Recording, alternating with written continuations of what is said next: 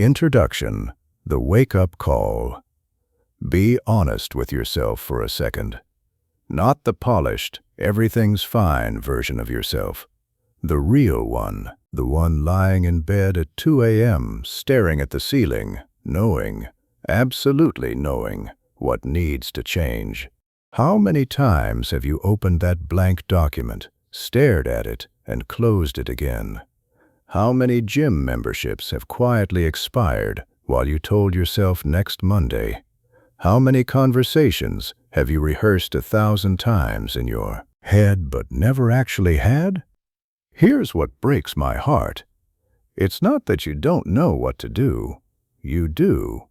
You probably have a notebook somewhere, maybe a drawer full of them, with plans, goals, step-by-step strategies, all written in your own handwriting. You've watched the videos. You've read the books. You've even told your friends about your plans with fire in your eyes. And then, nothing. You woke up the next morning, hit snooze 3 times, scrolled through your phone for 40 minutes, and the fire was gone. Again. And now there's this quiet voice in the back of your mind, the one you try not to listen to, whispering, "Maybe you're just not built for this. I need you to hear me right now." That voice is lying to you. You are not broken. You are not lazy. And you are absolutely not the problem.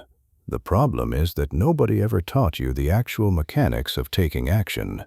They taught you to get inspired. They taught you to dream big. They taught you to visualize your success.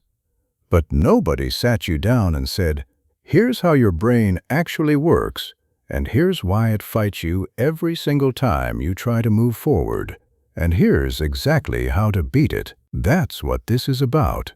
Not another pep talk. Not another list of morning routines or productivity hacks that sound great on paper but crumble the moment real life shows up. This is a conversation between you and me about why the gap between knowing and doing feels like the Grand Canyon, and how to build a bridge across it that actually holds your weight. Every single day, millions of people around the world are living the same invisible tragedy. They have the talent, but not the follow-through. They have the vision, but not the movement. They have everything they need except the one thing that matters most: the ability to make themselves do the thing. And it's not because they're weak. It's because they've been fighting a battle they don't understand, using weapons that don't work against an enemy they can't see. That enemy lives inside your own skull. It's your brain, the most sophisticated survival machine ever created, and it is absolutely terrified of the exact changes you need to make. Not because those changes are dangerous, but because your brain can't tell the difference between "I'm going to start a business" and "there's a tiger in the bushes." To your ancient wiring, both register as uncertainty, and uncertainty once meant death. But here's what makes me genuinely excited for you. Once you understand how this works, once you see the gears turning behind the curtain, everything changes. Not overnight, not through some magical transformation, but through something far more reliable: understanding. When you understand why you freeze, you can learn to move. When you understand why you procrastinate, you can learn to start. When you understand why motivation always abandons you at the worst possible moment, you can build something better. Something that doesn't depend on how you feel when your alarm goes off at 5 a.m. What you're about to discover isn't theory. It's the actual science of why your brain resists action, and the specific, practical, battle-tested systems that force you to move forward anyway. You'll learn why willpower is a leaking bucket you've been trying to carry an ocean in, why motivation is the friend who promises to help you move but never shows up, and why the people who seem to effortlessly crush their goals aren't superhuman. They've just learned to play a different game entirely. By the time we're done here, you won't just understand why you've been stuck. You'll have a completely new operating system. One built for execution, not excuses. One designed for rainy Tuesdays when nothing feels right. Not just those rare sunny mornings when everything clicks. One that turns I should into I did so consistently that the people around you will wonder what happened to you. So here's my only request. Stay with me. Not because I'm going to entertain you, though I hope I do, but because somewhere between these words is the key that unlocks the version of yourself you've been waiting to become. The one who doesn't just plan, but builds. The one who doesn't just dream, but delivers. The one who looks back a year from now and says, "That's when everything changed. Let's begin." Chapter 1. The Silent Epidemic. Why the world is drowning in unused potential. Let me paint a picture for you, and tell me if it feels familiar. It's Sunday night. You're lying on the couch, and something clicks inside you. Maybe it was a video you watched, a conversation you had, or just the quiet weight of another week passing without progress. Whatever it was, you feel it, that spark. Tomorrow is going to be different. You grab your phone, maybe write down a few goals.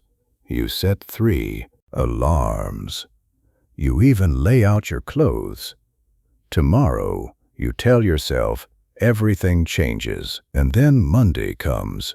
The alarm screams at you, and your hand, almost on its own, reaches over and silences it. Just 5 more minutes. 5 minutes becomes 20. 20 becomes an hour. And before you know it, you're rushing out the door with a coffee in one hand and that familiar sinking feeling in your chest. The spark from last night? Gone. Evaporated like morning dew on hot pavement. And the worst part isn't that you failed. The worst part is that you're not even surprised anymore. If this sounds like your life, I need you to understand something right now. You are living through the strangest contradiction in human history.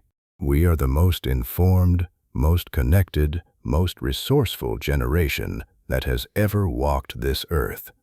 You can learn quantum physics from your bathroom. You can start a global business with a laptop and a Wi-Fi connection. You can access the collected wisdom of every civilization that ever existed before you finish your morning coffee. And yet, and this is the part that should terrify us, more people feel stuck, lost, and paralyzed than at any other point in recorded history. Let that sink in for a moment. We have everything, and we're doing nothing with it. This isn't a motivational guilt trip. I'm not here to make you feel bad about yourself. I'm here to help you understand that what you're experiencing isn't a personal failure. It's a global epidemic, a silent one that nobody talks about because it doesn't leave visible scars. But it's eating people alive from the inside. The gap between who they know they could be and who they actually are on any given Tuesday afternoon. Think of it like this. Imagine you're standing in front of an enormous buffet. Every food you've ever dreamed of, beautifully prepared, unlimited. But your jaw is wired shut. You can see it all. You can smell it. You know exactly what you'd choose. But you can't eat. That's what modern life feels like for millions of people. The opportunities are everywhere, but something invisible is preventing them from reaching out and grabbing what's right in front of them. And here's what makes it worse. We blame ourselves. We look at our stalled projects, our abandoned gym routines, our unsent applications, and we whisper the cruelest words a person can say to themselves, "What's wrong with me?" We assume it's a character deficiency, a lack of discipline, some fundamental brokenness that other people don't seem to have. We see someone crushing their goals on social media and think they must be wired differently, that they were handed a motivation manual at birth that we somehow didn't receive. But that's not what's happening. Not even close. What's actually happening is far more interesting and far more fixable. You're not lazy.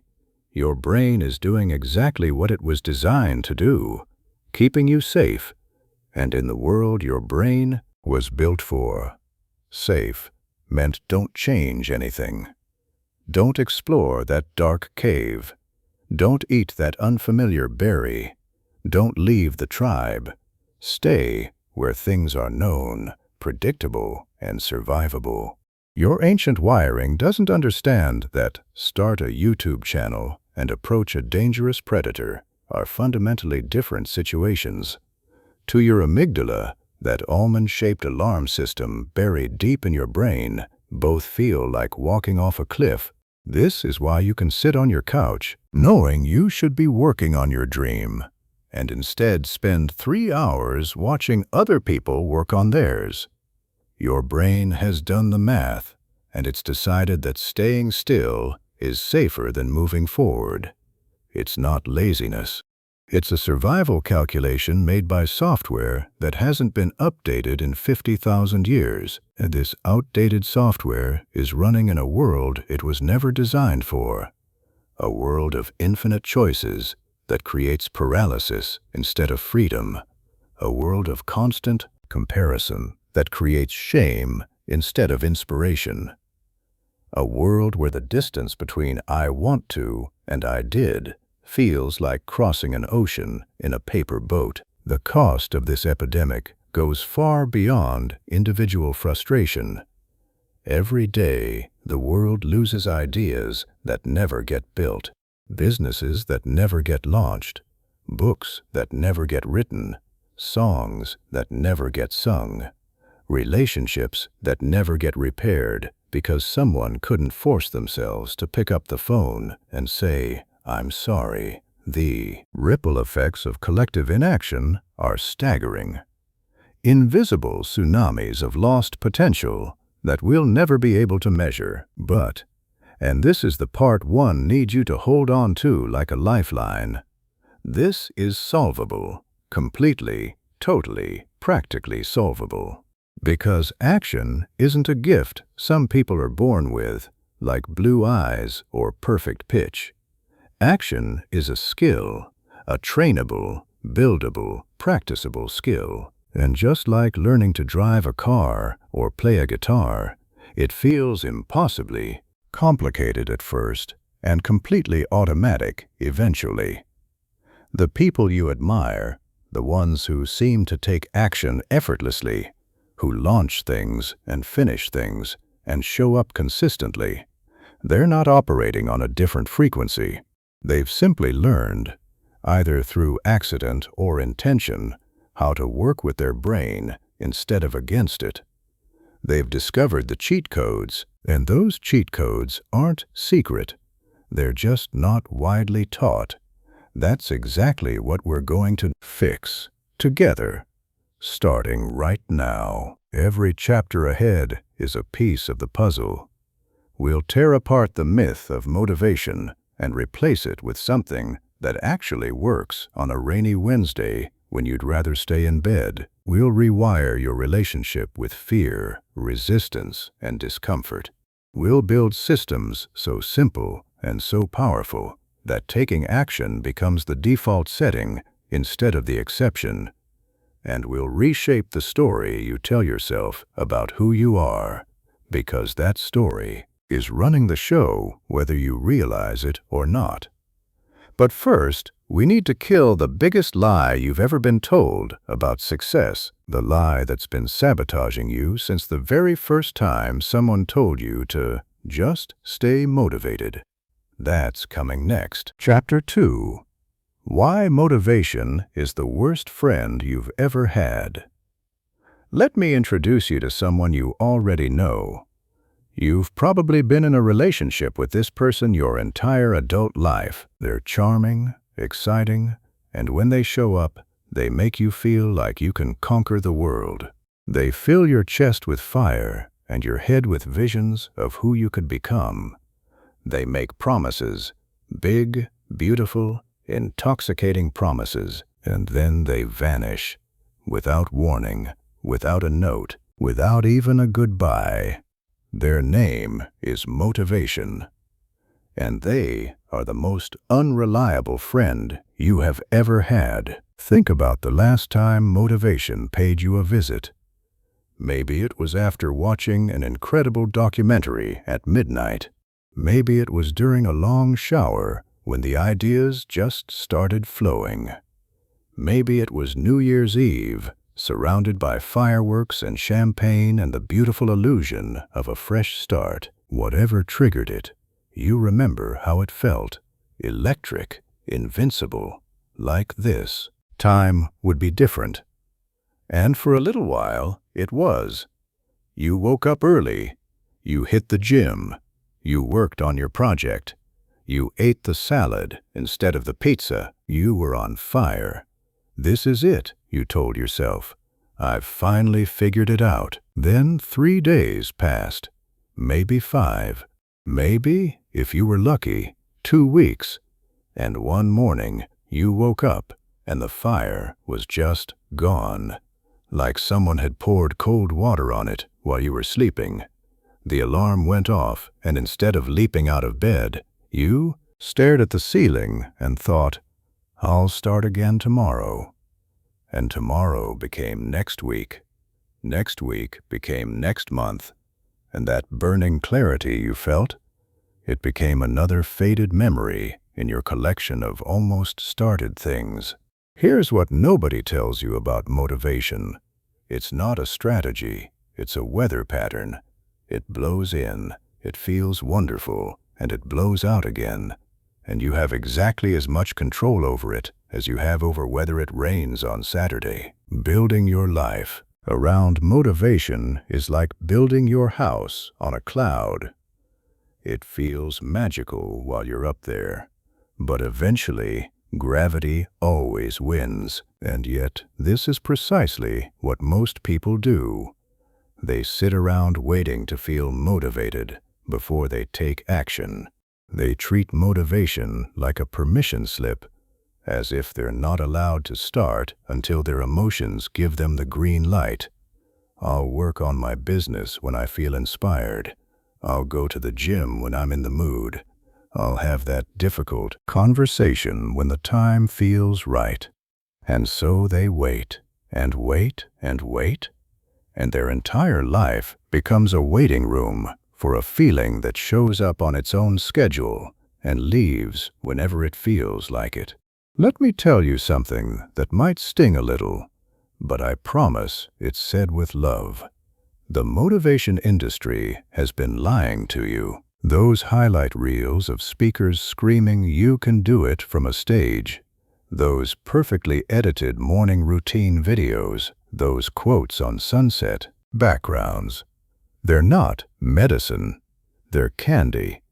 They taste incredible for about 30 seconds and then leave you hungrier than before. Here's how the trap works, step by step. You feel stuck, so you consume motivational content. The content gives you an emotional spike, a rush of possibility. That rush feels productive, so your brain marks it as an accomplishment. You feel satisfied, like you've made progress, but you haven't moved an inch. You've just eaten emotional junk food and called it dinner. Then the spike fades, you feel stuck again, and you go back for more content. It's a hamster wheel disguised as a staircase. You're running hard and going absolutely nowhere. The most dangerous part? Motivation creates a dependency that actually makes you weaker over time. Every time you wait for motivation before acting, you're training your brain to believe a simple but devastating equation. No feeling equals no action. You're teaching yourself that you're only capable of moving forward when the emotional stars align. And since those stars align maybe 10% of the time, you've just sentenced yourself to a life where 90% of your days are wasted waiting for permission from your own neurochemistry. Look at anyone who has built something meaningful, truly meaningful, and I guarantee you'll find the same pattern. They didn't do it because they felt like it every day. They did it because they showed up on the days they absolutely did not feel like it. The author who wrote the bestseller?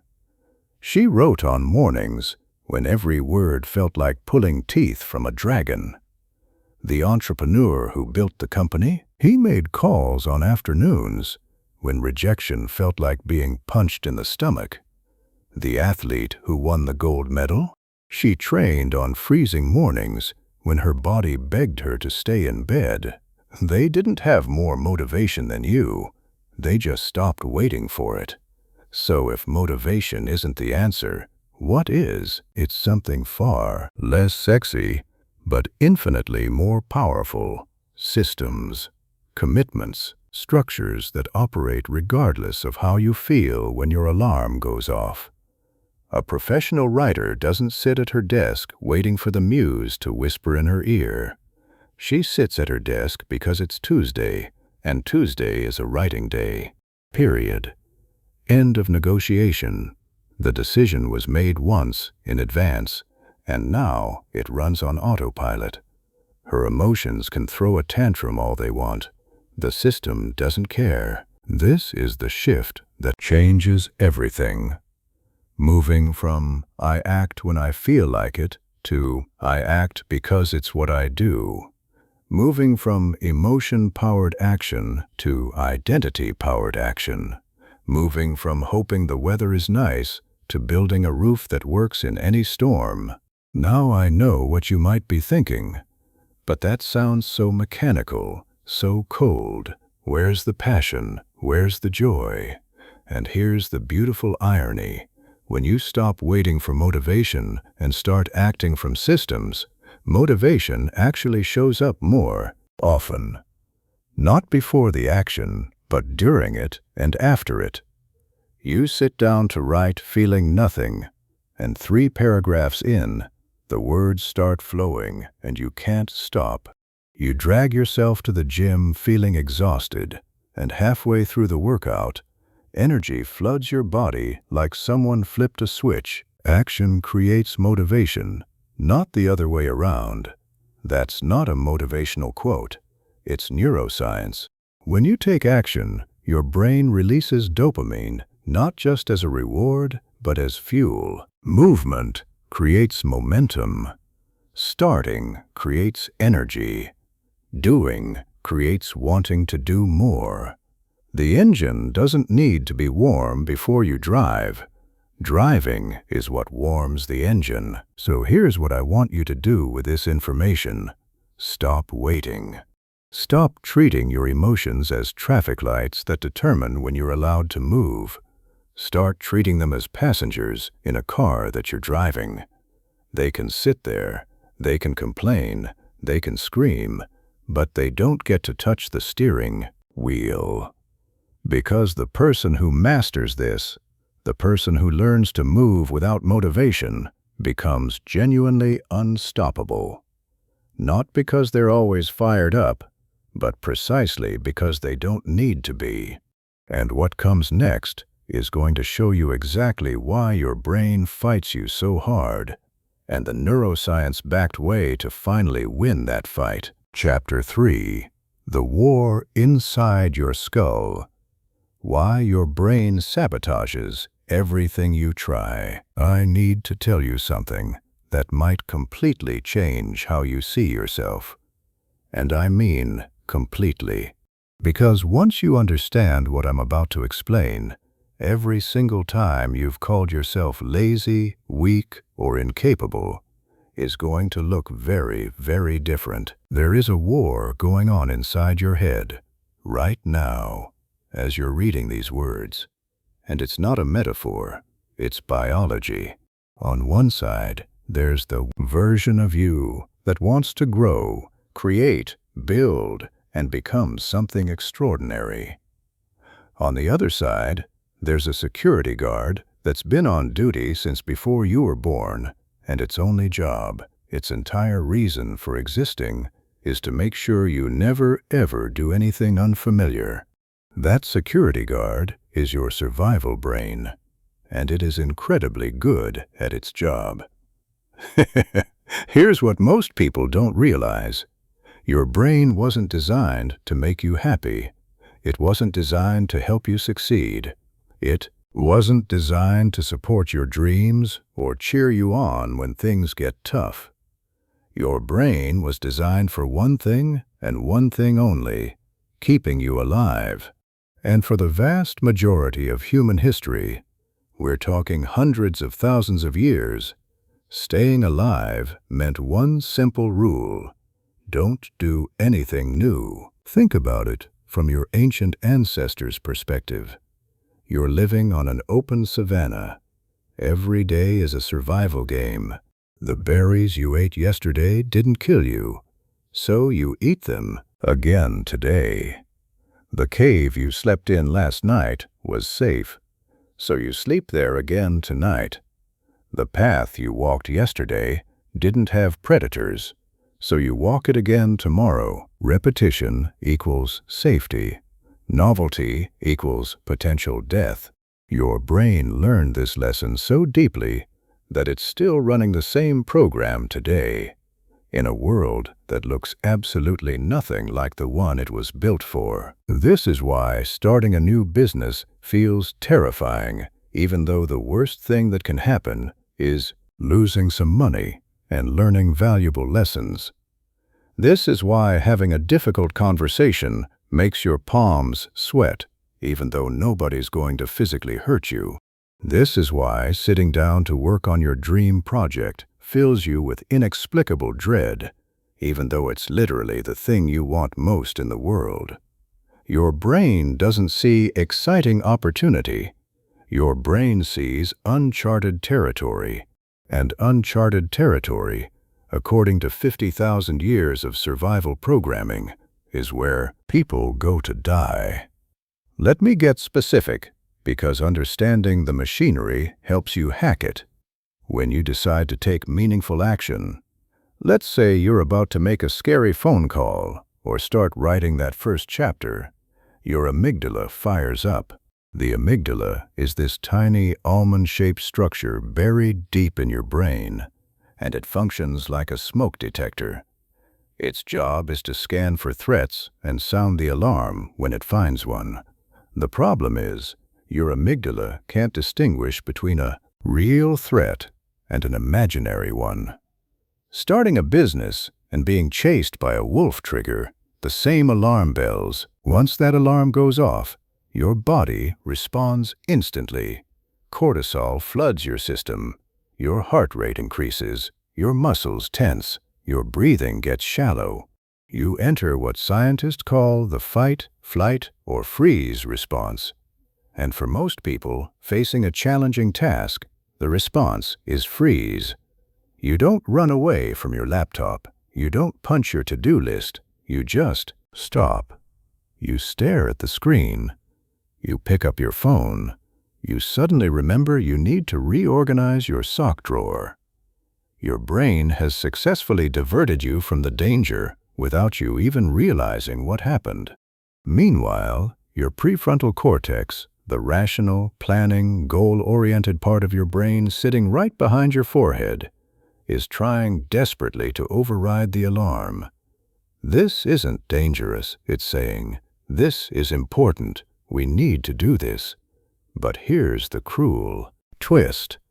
Your prefrontal cortex runs on premium fuel. It requires enormous amounts of mental energy to overpower the survival brain, and that energy is limited. It's like trying to outshout a fire alarm with a whisper. Sometimes you win, but it's exhausting, and you can't keep it up for long. This is why willpower feels so draining.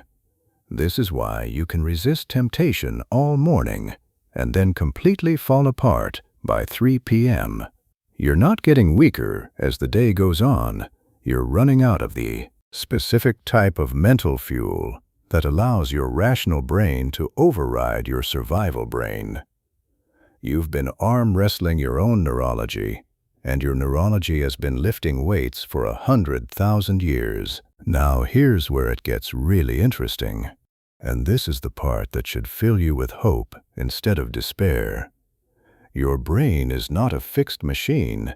It's more like clay, constantly being shaped and reshaped by your experiences. Scientists call this neuroplasticity, and it's one of the most exciting discoveries in modern neuroscience. Every single time you take action, despite feeling resistant, every time you make the call when your hands are shaking, every time you sit down to work when your brain is screaming, "Not today," every time you choose growth over comfort, you are physically rewiring your brain. You're weakening the neural pathways that generate hesitation and strengthening the ones that generate momentum. It's like walking through a forest. The first time you walk a new path, it's overgrown and difficult. The 10th time, there's a visible trail. The 100th time, it's a clear road. Your brain works exactly the same way. This means the resistance you feel right now isn't permanent. It's not a life sentence. It's a starting point. And it gets easier, not because the tasks get simpler, but because your brain literally rebuilds itself to support action rather than resist it. But you have to know what you're fighting against, specifically, or you'll keep falling for the same tricks. Your brain has a whole arsenal of weapons designed to keep you stuck, and they're sneakier than you think. There's the planning fallacy. Your brain's tendency to make every task seem like climbing Everest when it's actually more like climbing a staircase. Before you even begin, your brain inflates the difficulty, deflates your confidence, and presents you with a mental movie of everything that could go wrong. The task hasn't even started, and you're already exhausted from imagining it.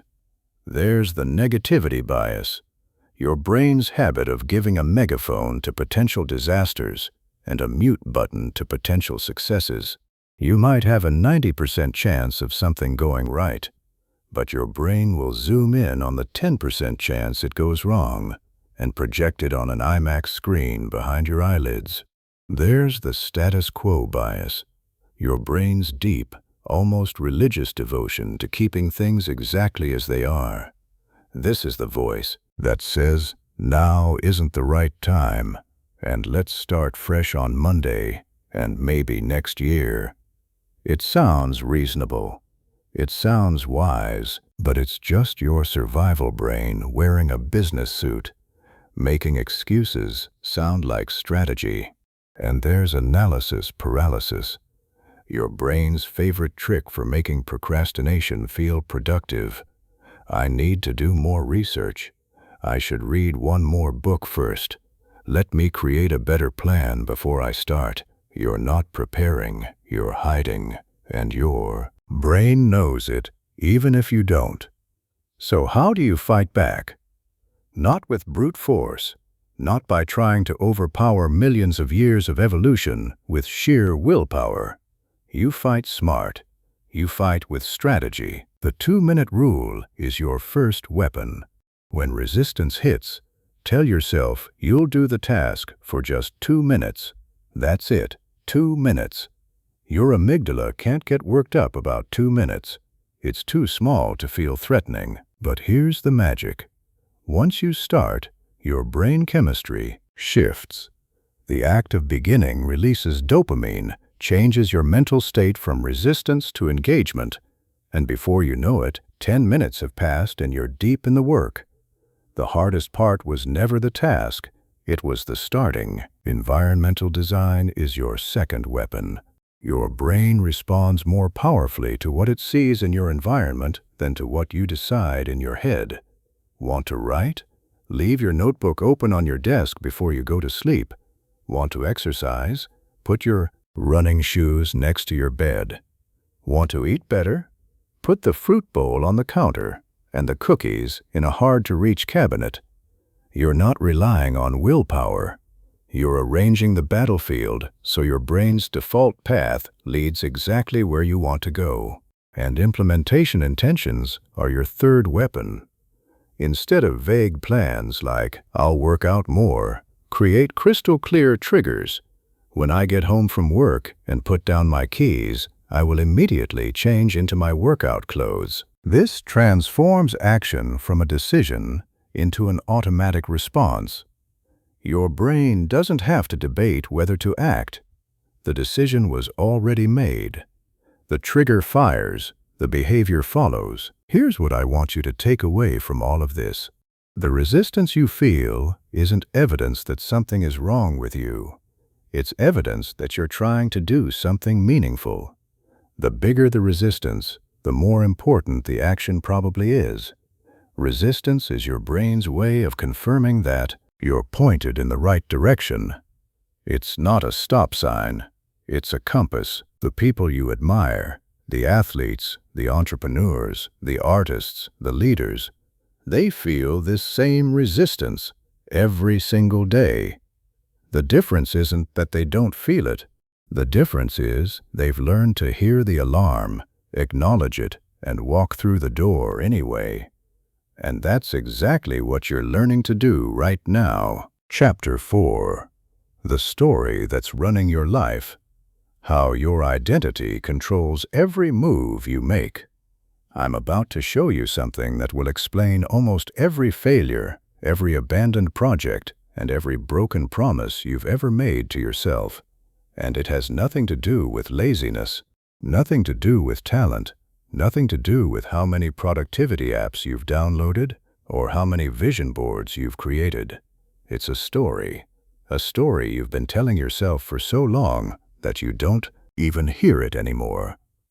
It runs in the background of your mind like an operating system on a computer, invisible, silent, and controlling absolutely everything. That story is your identity. And right now, for most of you, it's the single biggest thing standing between who you are and who you want to become. Let me show you what I mean. Imagine two people sitting in the same coffee shop on a Monday morning. Both of them have the same goal: write a book. Same dream, same desire, same blank page on their laptop screens. Person 1 thinks, "I really want to be a writer, but I've never finished anything in my life. I always start strong and then fizzle out. I hope this time is different." Person 2 thinks, "I'm a writer. Writers write. Time to get to work." Now, who do you think is still writing by Friday? It's not even close, right? And here's what's fascinating. The difference between them isn't talent, education, or even experience.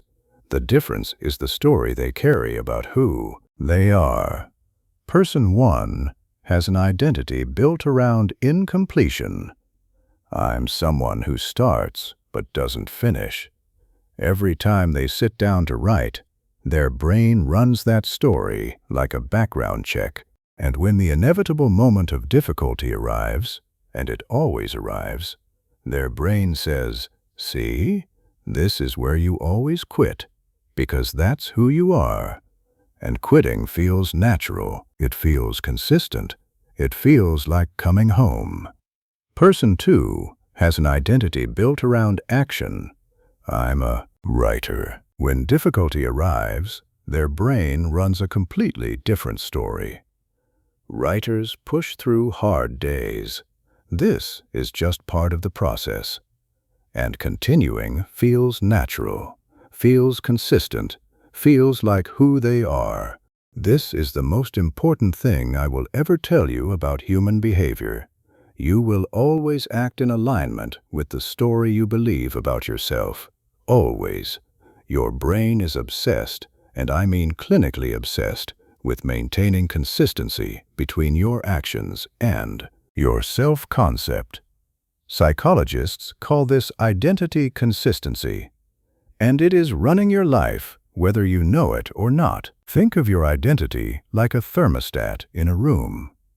If the thermostat is set to 68 degrees, the system will constantly work to maintain that temperature. When the room gets too hot, the air conditioning kicks in.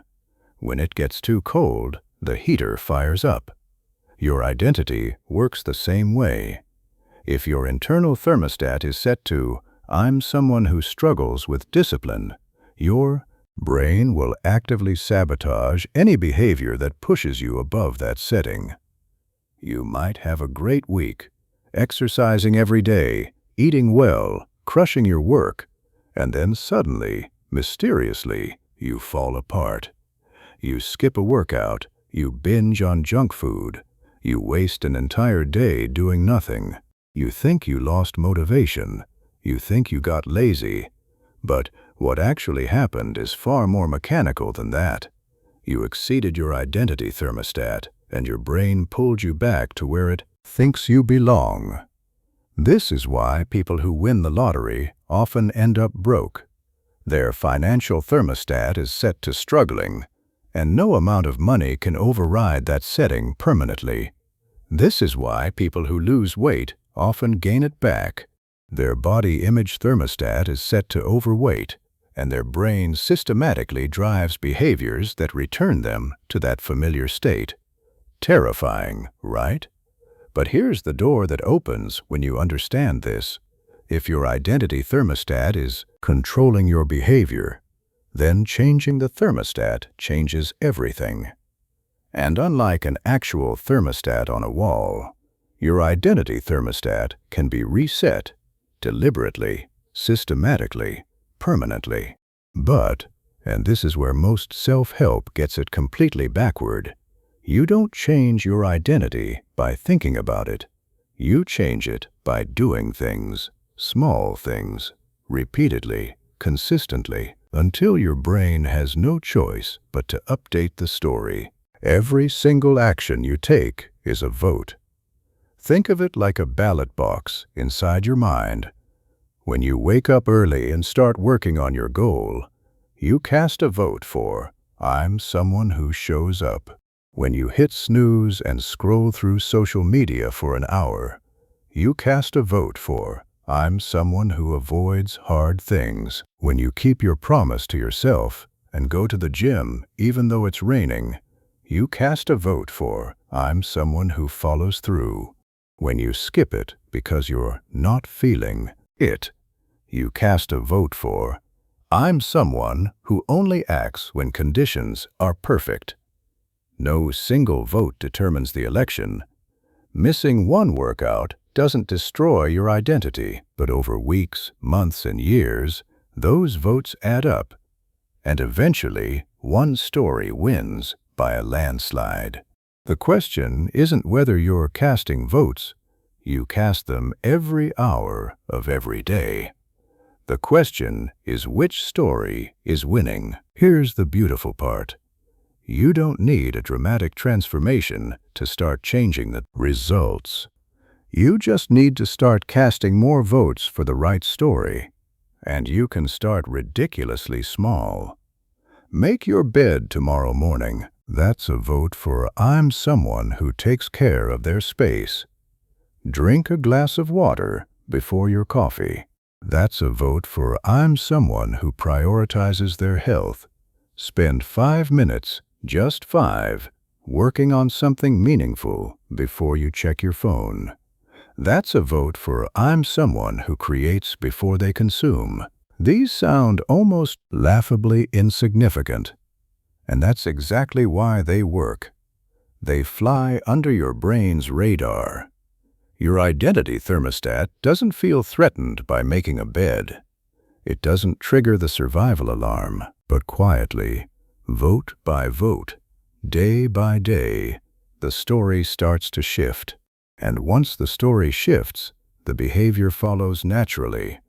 Not because you're forcing it, but because it's who you are now. Language matters enormously in this process, more than most people realize. The words you use about yourself aren't just descriptions, they're instructions.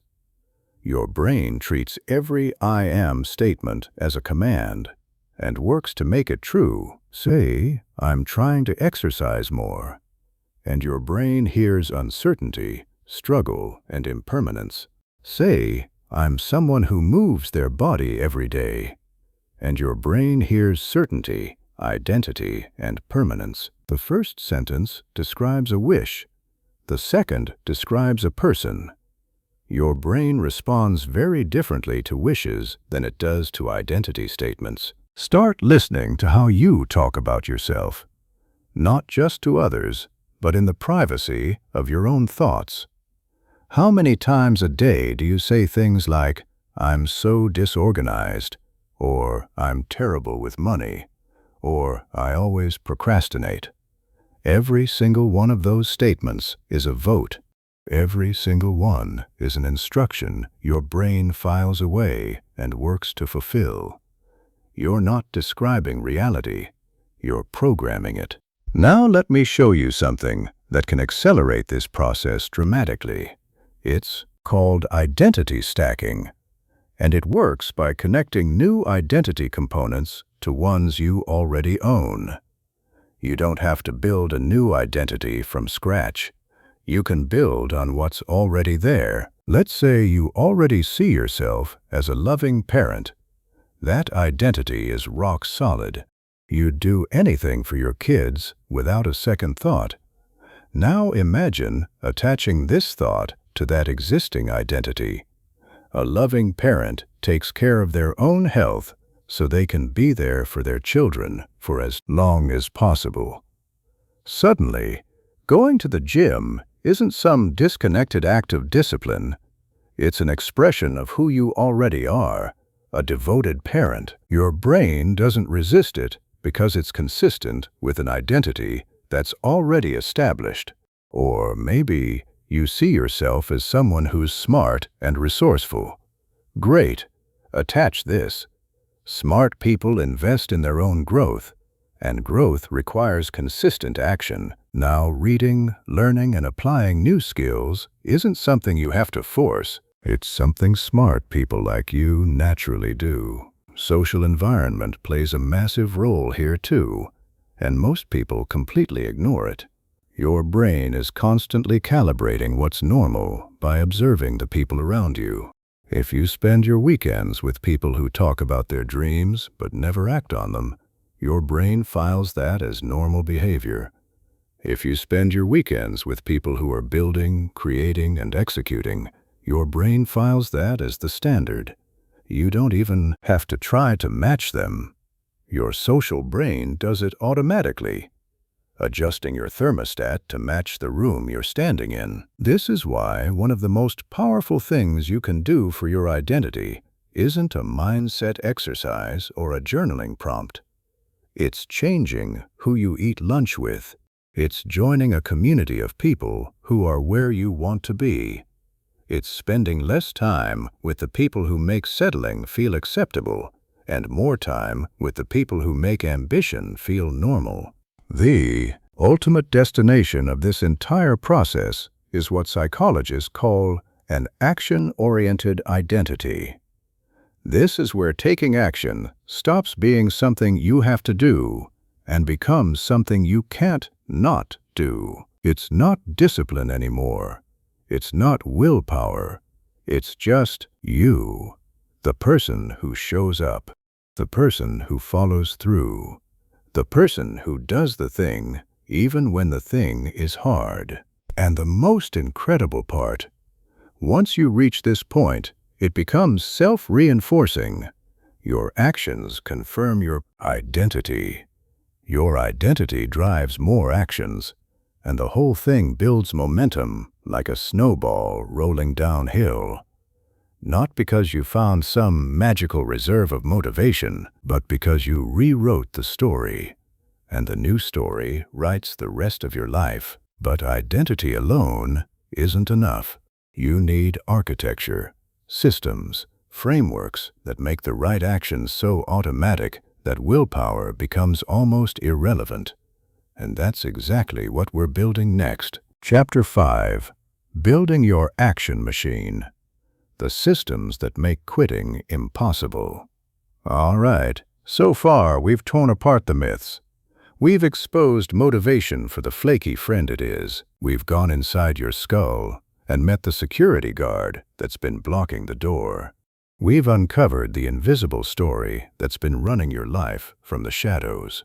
Now it's time to build something real, something that works on your worst days, not just your best ones. Because here's the truth that separates people who occasionally do great things from people who consistently do great things. The consistent ones aren't tougher than you. They aren't grittier. They aren't waking up every morning with iron determination and a jaw clenched like a movie hero. They've just built better machines. Think of it this way. Imagine two people trying to get across a river. Person one stands at the edge every morning, psyches themselves up, takes a deep breath, and tries to swim across through sheer willpower. Some days the current is calm and they make it. Other days the current is brutal and they nearly drown. Most days they stand on the bank staring at the water, trying to convince themselves to jump in. Person two builds a bridge. It takes effort up front, but once it's there, getting across the river becomes almost boring. They don't need courage. They don't need motivation. They don't need a pep talk. They just walk across, rain or shine, good mood or bad mood. The bridge doesn't care how they feel. That bridge is your action system, and building it is the single most important thing you'll ever do for your goals. Let's start with the foundation, decisions, or more specifically, eliminating them. Every decision you make throughout the day, what to eat, what to wear, when to start working, which task to tackle first, drains a little bit of fuel from the same mental tank that powers your ability to take meaningful action. Scientists call this decision fatigue, and it's the silent killer of productivity that nobody talks about. By the time you've decided what to have for breakfast, debated whether to check email first or work on your project, scrolled through your phone just for a minute, and figured out where to start on your to-do list, you've already burned through a significant chunk of your daily action fuel. And you haven't even done anything yet.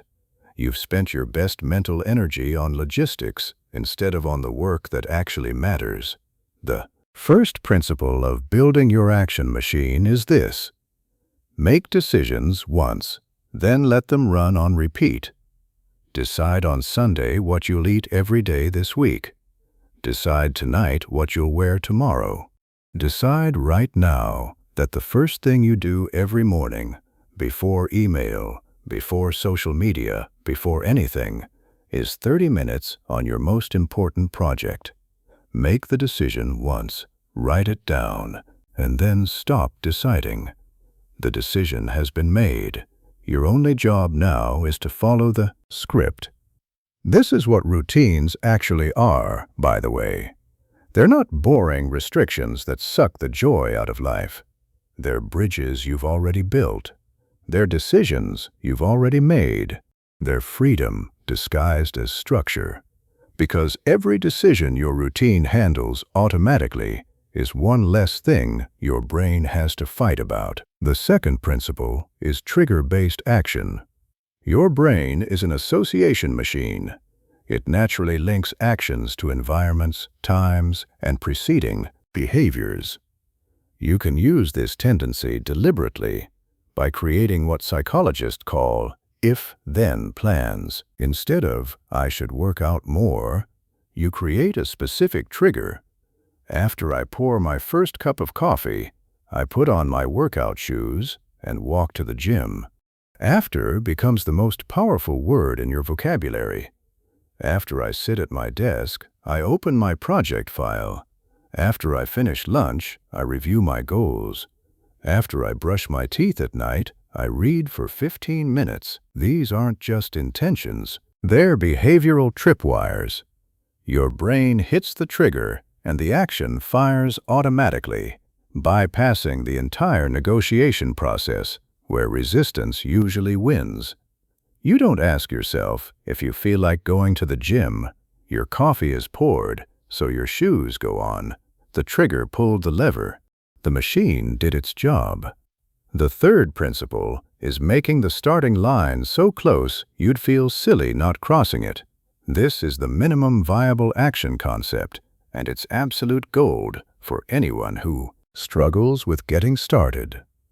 Your commitment isn't to write a chapter, it's to open the document. Your commitment isn't to do a full workout, it's to put on your shoes.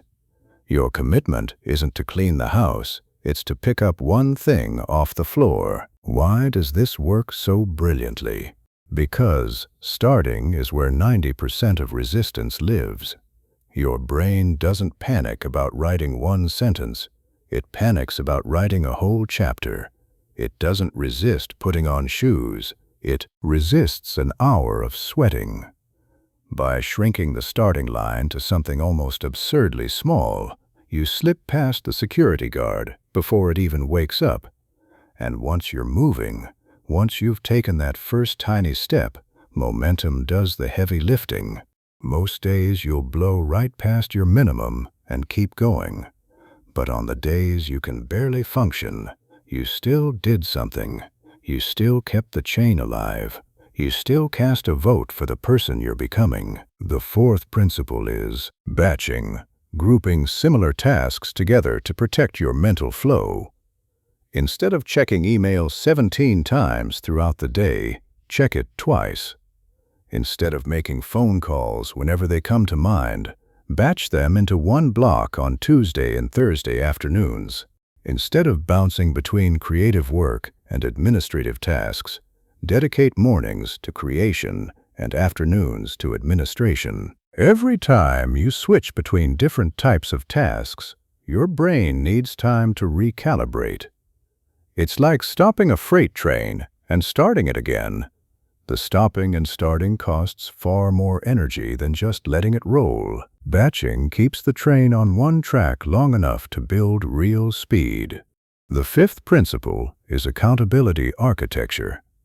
When the only person who knows about your commitments is you, your brain becomes a very talented defense lawyer.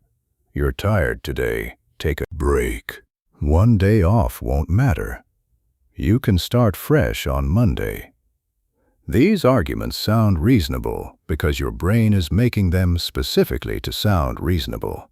But when someone else is watching, a partner, a friend, a coach, an online community, suddenly those excuses feel a lot less convincing. Accountability doesn't have to be complicated.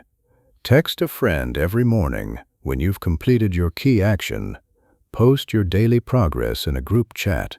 Put money on the line. Literally tell someone, if I don't do this by Friday, I'm paying you $100. The point isn't punishment. The point is raising the cost of inaction above the cost of action. Right now, doing nothing is free. Make it expensive, and watch how quickly your brain decides that doing the work is the easier option. The sixth principle is building failure protocols into your system from the beginning. Because you will fail, you will miss days, you will fall off the wagon, and what happens in those moments determines whether your system survives or dies. Most people treat a missed day like a broken mirror. They see the crack and throw the whole thing away. Well, I ruined my streak, so I might as well give up. This is the most dangerous thought in the entire action-taking universe. One missed day is a stumble. 2 missed days is a pattern forming. Your failure protocol should be simple and non-negotiable. If you miss one day, you do your minimum viable action the next day, no matter what.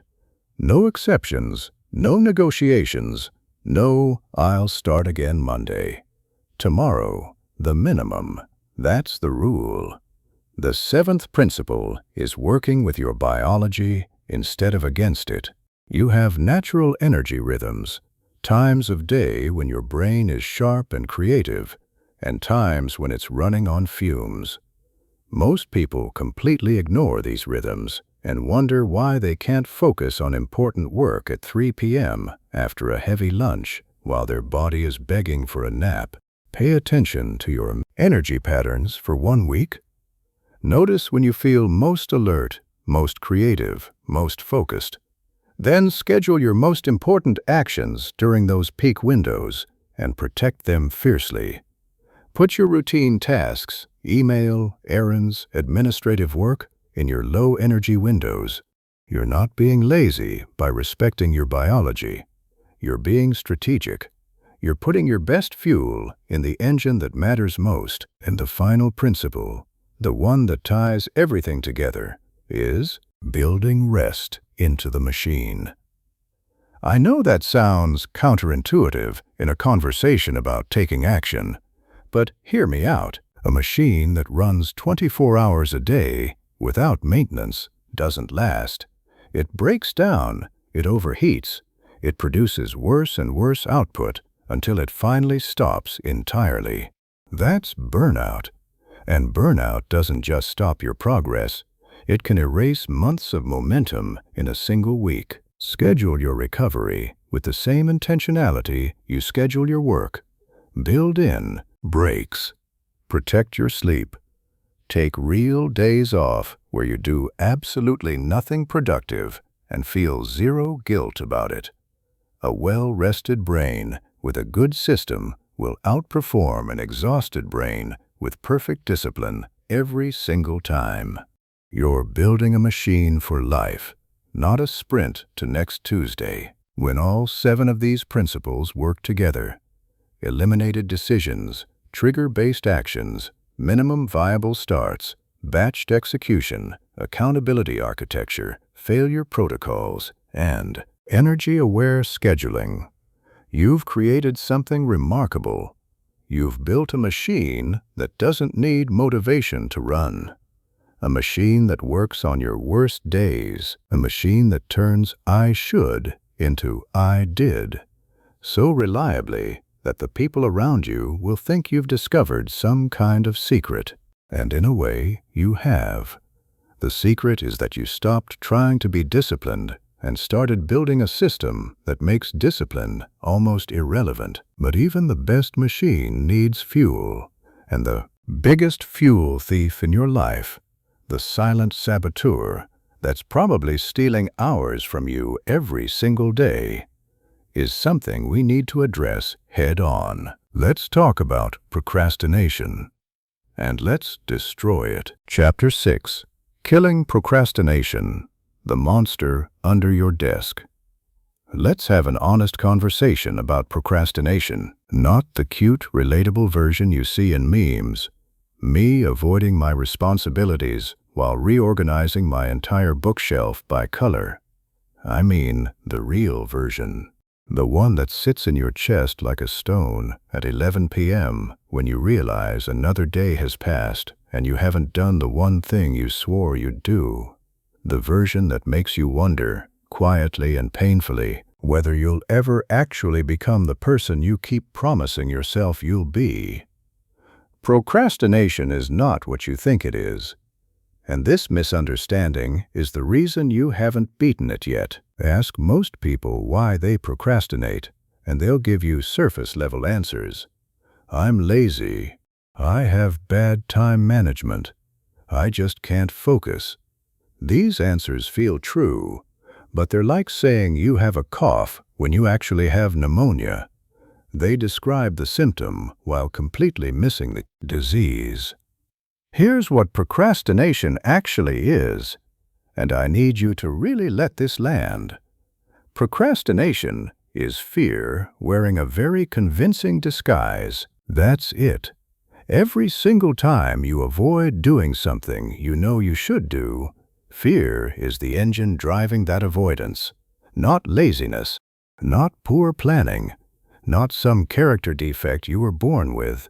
Fear. But fear of what? That's where it gets interesting, because the fear behind procrastination almost never announces itself honestly. It doesn't walk up to you and say, "Hey, I'm afraid that if you try your hardest and it still isn't good enough, it'll confirm your worst suspicion about yourself." No. Instead, it whispers much more reasonable-sounding things. "You should probably do more research first. The timing isn't quite right. You work better under pressure anyway. You'll do it tomorrow. You need to be in the right headspace for this." Sound familiar? Every single one of those thoughts is fear dressed up in a business casual outfit, pretending to be wisdom. And your brain falls for it every single time, because fear is the greatest con artist that ever lived. Let me walk you through the machinery of procrastination so you can see exactly how you're being played. You have a task that matters to you, really matters. Maybe it's starting your business, maybe it's writing your book, maybe it's having that conversation you've been avoiding for months. Because it matters, the stakes feel high. And because the stakes feel high, your brain detects a threat. If I try and fail, it'll hurt. If I put myself out there and get rejected, it'll hurt. If I give my best effort and it's not enough, I'll have to face something about myself I'm not ready to face. So your brain does what it always does when it detects a threat. It looks for an escape route, and it finds one instantly. Your phone, social media, that YouTube rabbit hole about how they make Japanese candy, cleaning your apartment, reorganizing your desktop folders. Anything, literally anything, that provides immediate relief from the discomfort of facing the task that actually matters. And here's the diabolical part. The relief works. For about 30 seconds, checking Instagram feels better than staring at that blank document. For about 2 minutes, watching that video feels better than making that scary phone call. Your brain registers this as a successful escape from danger and files it away for next time. When scary task appears, open phone, problem solved. You've just trained your brain to procrastinate, and you didn't even know you were doing it. This is why procrastination gets worse over time, not better. Every cycle of avoidance strengthens the neural pathway that says avoid and weakens the one that says engage. It's like a river carving a canyon. The more water flows through the avoidance channel, the deeper it gets and the harder it becomes for water to flow anywhere else. You're not stuck because you're weak. You're stuck because you've accidentally built a superhighway to nowhere, and now all your mental traffic defaults to it. But there's a specific flavor of procrastination that's even more dangerous than the obvious kind, and it's the one that ruins the most lives: productive procrastination. This is when you avoid the thing that actually matters by doing things that feel productive but aren't. You spend 3 hours creating the perfect spreadsheet for your business plan instead of actually calling your first potential customer. You read 7 books about writing instead of writing a single paragraph. You take 4 online courses about fitness instead of doing 1 push-up. Productive procrastination is the deadliest form because it comes with a built-in alibi. I wasn't wasting time. I was learning. I was preparing. I was getting ready. But getting ready to do the thing is not the same as doing the thing. And at some point, preparation becomes the world's most sophisticated hiding spot. Then there's perfectionism, procrastination's evil twin who went to finishing school. The perfectionist doesn't say, "I'm avoiding this because I'm scared." The perfectionist says, "I'm waiting until I can do it properly." They set impossibly high standards, and since nothing ever meets those standards, nothing ever gets started. They'd rather produce nothing than produce something imperfect. They'd rather have a perfect zero than an imperfect something. If this is you, I need you to hear this with every cell in your body. Done is better than perfect. A finished project with rough edges changes your life. A perfect project that exists only in your imagination changes nothing. The world doesn't reward the person with the best unwritten novel. It rewards the person who actually shipped the messy, imperfect, terrifying first draft. So, how do we kill this thing? Not manage it, not cope with it, kill it. First, you need to change your relationship with the feeling of discomfort. Right now, when you feel that squirmy, anxious, I don't want to do this sensation, you treat it as a stop sign. You interpret it as your body telling you something is wrong. But what if that feeling is actually a green light? What if that discomfort is just the sensation of growth approaching? What if the thing you're avoiding is precisely the thing you need to do, and the intensity of your avoidance is directly proportional to its importance? Start seeing discomfort as a compass needle. The more you don't want to do something, assuming it's aligned with your goals, the more likely it is that doing it will change your life. The conversation you're most afraid to have is probably the one that will transform your relationship. The project you're most afraid to start is probably the one that will transform your career. The change you're most afraid to make is probably the one that will transform your entire life. Second, use the 5-minute deal. This is your procrastination emergency weapon, and it works almost every single time. When you catch yourself avoiding something, make yourself a deal. You'll work on it for exactly 5 minutes. Set a timer on your phone. 5 minutes. That's 230 seconds of your life. Your brain can't generate a credible threat response to 5 minutes. It's too small, too harmless, too temporary. But here's what happens in those 5 minutes. You start, and starting changes everything. The act of beginning shifts your brain from thinking about doing mode to actually doing mode. Different neural circuits activate, different chemicals release. The task that seemed impossible from the outside suddenly feels manageable from the inside. 9 times out of 10, when your 5-minute timer goes off, you won't want to stop. You'll keep going because momentum has taken over and resistance has melted away. The hardest part of any task is the first 15 seconds, not the first hour, not the first day. The first 15 seconds, the moment between I should do this and I'm doing this. That tiny gap is where procrastination lives and dies. Bridge that gap, and the rest takes care of itself. Third, make procrastination harder than action. Right now, your environment is designed perfectly for procrastination. Your phone is within arm's reach with infinite entertainment. Your browser has bookmarks to every distraction known to humanity. Your couch is softer than your desk chair. You've built a world where doing nothing is frictionless, and doing something requires climbing a mountain. Flip it. Put your phone in another room during work hours. Use website blockers that lock you out of social media until 6 p.m. Delete the apps that steal your time.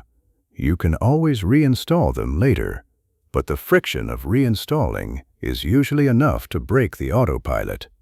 Put your work materials exactly where you'll see them first thing in the morning. Make the productive path the path of least resistance, and make the procrastination path feel like wading through mud. Fourth, practice what I call the just start protocol for emergency situations. When procrastination has you in a death grip, when you've been avoiding something for hours or days and the shame spiral is pulling you down, don't try to do the whole thing. Don't even try to do it well. Just start. Open the document. Write one terrible sentence. Make one awkward phone call. Do one clumsy push-up. The quality is irrelevant. The only thing that matters is breaking the seal. Crack the lid open by 1 millimeter. That's enough. That's victory. Fifth, rewrite the narrative you tell yourself when you catch yourself procrastinating. Most people pile shame on top of avoidance.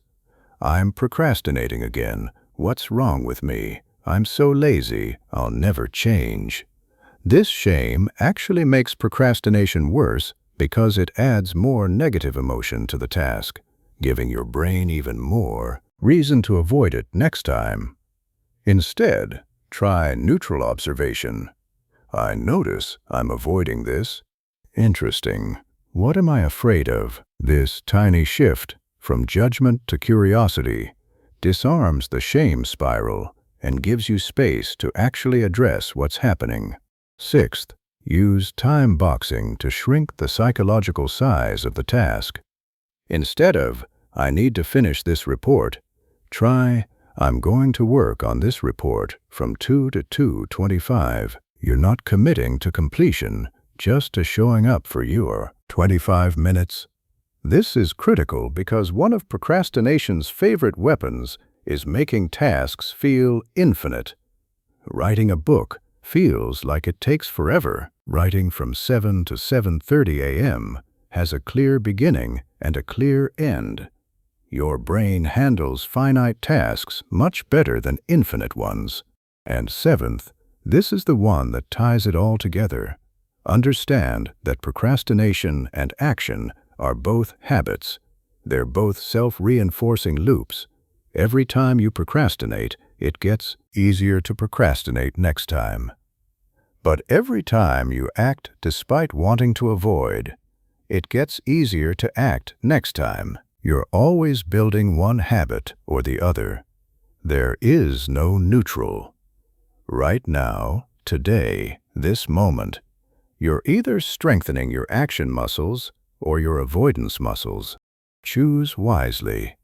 The procrastination paradox, and this is something I want tattooed on your brain, is that the things you avoid most are almost always the things that would improve your life most dramatically. Your brain's threat level is directly correlated to the task's importance level, which means every time you feel that powerful urge to avoid something, you've actually just received a very reliable signal about where your biggest opportunity for growth is hiding. Stop running from the signal. Start running toward it. Because on the other side of that discomfort is the momentum we're going to talk about next, the closest thing to real magic in the entire world of personal achievement. Chapter 7. The Momentum Secret. How small moves create unstoppable force. I want you to think about the last time you saw an avalanche. Maybe in a movie, maybe in a documentary, maybe just in your imagination. Picture it. Thousands of tons of snow thundering down a mountainside, destroying everything in its path. Unstoppable, terrifying, magnificent. Now ask yourself, how did it start? Not with an explosion, not with an earthquake. It started with a single snowflake shifting, one tiny movement, disturbing the snowflake next to it. Then 10 snowflakes, then 100, then 1,000. And somewhere in that cascade, a point was crossed where stopping became impossible. That's momentum. And it works exactly the same way in your life. Momentum is the most underrated, most misunderstood, and most life-changing force in personal achievement. When you have it, things that used to require superhuman effort start feeling almost automatic. Decisions that used to paralyze you become obvious. Goals that used to feel like fantasies start looking like inevitabilities. And when you don't have it, when you're stuck at rest, staring at the mountain from the bottom, every step feels like dragging a piano through sand. Newton figured this out 300 years ago. An object at rest stays at rest. An object in motion stays in motion. He was talking about physics, but he might as well have been talking about you and me. When you haven't taken action in a while, starting feels almost impossible. The inertia is crushing. But once you're moving, once you've taken that first step, and then the second, and then the third, something shifts. The effort required to keep going drops dramatically. Not because the tasks get easier, but because you've entered a different state, a state where movement is the default and stopping is what requires effort. Most people misunderstand momentum completely. They think momentum comes from big, dramatic actions, the grand gesture, the all-night work session, the complete life overhaul starting Monday. But that's not how momentum works at all. Momentum comes from small actions performed with boring, unglamorous, almost irritating consistency. 1 page a day beats 50 pages once a month. 1 push-up every morning beats a 2-hour gym session every few weeks. 1 sales call daily beats a frantic marathon of calls before a deadline. The math is simple, but the implications are profound. A person who writes 1 page every day for a year has a 365-page book. A person who waits for inspiration and writes 20 brilliant pages 4 times a year has 80 pages of scattered fragments. The first person's work might not be as polished on any individual day, but they have a finished product and something far more valuable. They have momentum that makes the next book easier, faster, and better. Momentum has 3 ingredients, and you need all 3 for it to work. Frequency, how often you take action. Consistency, whether you show up regardless of circumstances. And progression, whether you gradually increase the challenge over time. Remove any one of these and the machine stalls. Take action frequently but inconsistently, and you're constantly restarting from zero. Take action consistently but never progress, and you plateau. Progress without frequency and consistency, and you burn out trying to make giant leaps without a runway. Here's a practical tool that makes momentum almost foolproof. The starting ritual. A starting ritual is a short, specific sequence of actions that signals to your brain, we're about to do the thing. It might be making a specific cup of tea, sitting in a specific chair, opening a specific app, or playing a specific song. The actions themselves don't matter. What matters is their consistency. When your brain encounters the same sequence of cues every time before you take action, it starts automating the transition from resting mode to doing mode. Eventually, the ritual itself generates a small wave of momentum before you've even begun the real work. Professional athletes understand this instinctively. Watch a basketball player before a free throw. The bounces, the breath, the routine. Watch a tennis player before a serve. The ball toss practice, the foot placement. These aren't superstitions. They're neurological on-ramps that shift the brain into performance mode. You can build the same on-ramps for any action in your life. The concept of minimum effective action is your momentum insurance policy.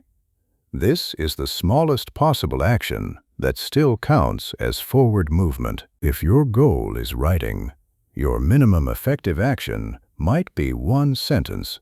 If your goal is fitness, it might be 1 stretch. If your goal is building a business, it might be sending 1 email. The point isn't to live at the minimum forever. The point is to guarantee that you never, ever have 0 days, because 0 days are where momentum goes to die. Think of momentum like a campfire. A roaring fire can handle some rain, some wind, even some neglect, But if you let it go out completely, you're back to rubbing sticks together in the cold. Your minimum effective action is the tiny ember you protect at all costs. As long as that ember glows, you can rebuild the fire quickly. Let it go out, and you're starting from scratch. Now let me tell you about momentum's greatest enemy, and it's probably not what you expect. It's not laziness. It's not distraction. It's perfectionism. Perfectionism kills momentum faster than anything else because it introduces a pause, a moment of evaluation, right at the point where continuous movement is most critical. The perfectionist writes a paragraph, then stops to reread it, decides it's not good enough, deletes it, rewrites it, rereads it, still not perfect. And now 30 minutes have passed, and they've produced nothing, while someone who embraced imperfection has written 2 full pages. The momentum mindset says, move first, refine later. Produce before you polish. Ship the rough draft, then edit. The direction can be adjusted while you're moving, but you can't steer a parked car. You have to be in motion before course correction becomes possible. Momentum stacking is a technique that can dramatically accelerate your progress. Instead of trying to build new momentum from scratch for every habit, you attach new behaviors to existing momentum streams. If you already have a solid morning routine, maybe you make coffee and check your calendar every day without fail, you can insert a new habit directly after an established one. After I pour my coffee, I write for 15 minutes. You're borrowing momentum from one habit to launch another, like a rocket using the gravity of one planet to slingshot toward the next. Celebration matters more than you think for momentum maintenance. I'm not talking about throwing confetti every time you check a box. I'm talking about a brief, conscious moment of acknowledgement when you follow through on a commitment. A simple internal, I showed up today, or a physical gesture like a fist pump or a check mark on your calendar. This tiny recognition sends a signal to your brain that completing the action felt good, which makes your brain more likely to seek that feeling again tomorrow. You're feeding the momentum loop one small reward at a time. Track your consistency, streaks, not just your output. A visual record of consecutive days, whether it's an app or marks on a paper calendar, creates what psychologists call the endowment effect. The longer your streak, the more valuable it feels, and the more painful breaking it becomes. After 30 days of marking that calendar, skipping a day feels like smashing a window you've been carefully building for a month. That emotional investment becomes a powerful force pulling you toward action even on days when nothing else can. Energy management is the hidden key to sustainable momentum. Many people build incredible momentum through sheer force of will and then crash spectacularly when their energy runs dry. Momentum isn't just about action, it's about sustainable action. Schedule your most important momentum-building activities during your peak energy hours. Protect those hours like a guard dog protects a vault, and build genuine rest into your schedule so your energy tank refills instead of running on fumes until the engine dies. The transfer principle is one of momentum's most beautiful properties. Momentum is emotional, not just practical. When you crush a workout and feel that wave of accomplishment washing over you, that emotional energy doesn't just apply to fitness. It spills over into everything. That's the perfect moment to tackle a project you've been avoiding, make a difficult call, or start something new. You're riding a wave, and a smart surfer rides it as far as it'll carry them. Social momentum multiplies everything. When you surround yourself with people who are also building, creating, and moving forward, their energy becomes contagious. Action stops feeling like an unusual act of discipline and starts feeling like normal Tuesday behavior. You absorb their momentum through observation, conversation, and the simple human need to keep up with your tribe. A single motivated friend can do more for your momentum than a shelf full of self-help books. And, finally, the compound momentum effect. The thing that separates people who achieve good results from people who achieve extraordinary ones. Small daily actions create momentum. Momentum makes bigger actions feel easier. Bigger actions create bigger results. Bigger results build confidence. Confidence enables even bigger actions. This cycle doesn't grow linearly, it grows exponentially. The first month feels slow. The third month feels noticeable. The sixth month feels transformative. The 12th month feels like you're living someone else's life. But here's the catch that most people miss. Momentum is easier to destroy than to build. One careless week can undo a month of progress. Protect your momentum the way you'd protect something precious, because it is. Know your momentum killers. Know the situations, people, and habits that tend to break your streaks. Build defenses around them, and when life inevitably disrupts your flow, use your minimum effective action to keep that ember alive until you can rebuild the fire. Because once you truly understand momentum, once you feel it working in your bones, you'll realize it's the closest thing to a superpower that ordinary people can develop.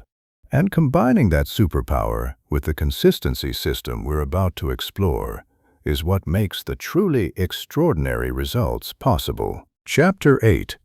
The Consistency Formula. Showing up when everything says don't. Here's something I want you to sit with for a moment. Talent is common. Intelligence is common.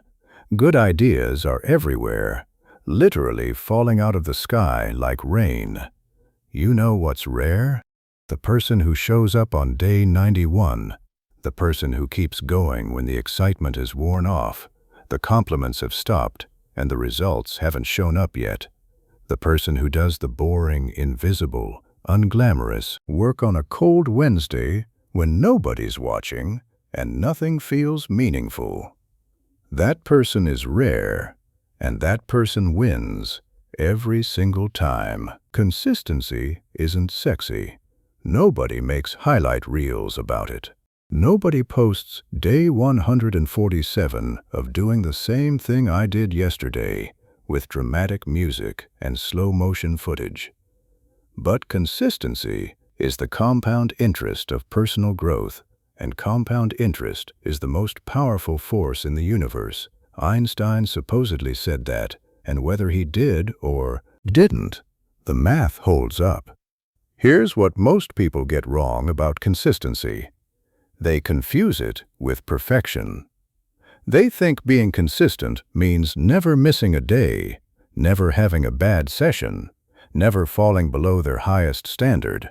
And the moment they do, the moment they miss one workout or write one terrible page or have one unproductive morning, they treat it as proof that the whole thing is broken. Well, I ruined my streak. Might as well start over on Monday. This all-or-nothing thinking is the #1 killer of consistency. And it's based on a complete misunderstanding of how consistency actually works. Consistency isn't about being perfect. It's about being persistent. It's about the ratio, not the record. If you show up 8 out of 10 days, that's consistency. If you give 70% effort on a day when you wanted to give 0, that's consistency. If you do the bare minimum when the bare minimum is all you've got, that's still consistency. And it still counts. The foundation of unbreakable consistency is what I call the floor commitment. This is the absolute smallest version of your daily action, so small that doing it feels almost ridiculous. If your goal is writing, your floor commitment might be 1 sentence, not 1 page, not 1 paragraph, 1 sentence. If your goal is exercise, your floor commitment might be 3 push-ups, not 30 minutes at the gym. 3 push-ups. If your goal is learning, your floor commitment might be reading 1 page. 1 single page. Now I know what you're thinking. 1 sentence? 3 push-ups? How is that going to change my life? And the answer is, it won't. Not directly, but it will do something far more important. It will keep the chain alive. It will prevent the most dangerous thing in consistency, which is the complete stop. Because a complete stop means rebuilding from zero, and rebuilding from zero is where most people permanently quit. Your floor commitment is the heartbeat of your system. As long as it's beating, even faintly, you're alive. You can recover, you can rebuild, you can scale back up, but if it flatlines, resuscitation becomes exponentially harder. With every day it stays silent. The consistency paradox is beautifully counterintuitive. By committing to less, you almost always end up doing more. When the bar is set at 1 sentence, there's no resistance to starting. And once you start, you already know this. Momentum carries you forward. Most days, that 1 sentence turns into a paragraph. That paragraph turns into a page. Those 3 push-ups turn into 15. But on the days when life is genuinely brutal, when you're sick, exhausted, grieving, or completely overwhelmed, you can still honor your commitment with minimal effort and go to bed knowing you didn't break the chain. Identity-based consistency transforms the entire experience from grinding obligation to natural expression. Instead of, I have to write, every day it becomes, I'm a writer and writers write. Instead of, I should work out, it becomes, I'm someone who moves their body daily. When consistency is tied to who you are rather than what you're trying to achieve, it stops feeling like a chore and starts feeling like breathing. Just something you do because it's part of being you. Make your consistency visible. Get a calendar, a real, physical, paper calendar, and put it somewhere you'll see it every single day. Every day, you complete your action. Mark it with a big, satisfying X. After a week, you'll have a row of marks. After a month, you'll have a visual monument to your persistence. And something psychological happens when you see that chain of marks growing. Breaking it starts to feel genuinely painful. Not because someone's punishing you, but because you've built something you're proud of, and destroying it feels like vandalizing your own artwork. Build buffer options for the days when your primary action isn't possible. Can't get to the gym. Your buffer is a 15-minute walk around the block. Can't sit at your computer to write. Your buffer is voice recording your thoughts into your phone. Can't do your full study session. Your buffer is reviewing flashcards for 5 minutes. Buffers ensure that circumstances can change without your consistency dying. They're your consistency insurance policy. Multiple paths to the same identity vote. Seasonal flexibility keeps consistency sustainable across the changing landscape of your life. Your capacity in January isn't your capacity in July. Your energy during a calm period at work isn't your energy during a crisis. Instead of rigidly demanding the same output year-round and inevitably crashing when life gets hard, adjust the volume while keeping the frequency. Write for an hour during easy months and 20 minutes during hard ones. Exercise intensely when you're healthy and gently when you're recovering. The daily action stays. The intensity adapts. The compound effect of consistency is where the real magic lives, and it's invisible for an agonizingly long time. Day 1 feels pointless. Day 10 feels repetitive.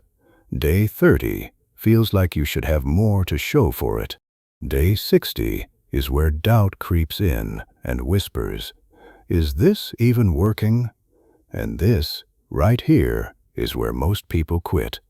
They're standing 3 feet from gold, and they put down the shovel because they can't see what's buried beneath the surface. But if you push through, if you trust the process past the point where the process feels trustworthy, day 100 arrives, and something unmistakable has changed.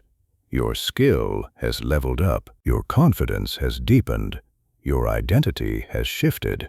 The results that seemed impossible on day 30 are now visible, tangible, and accelerating.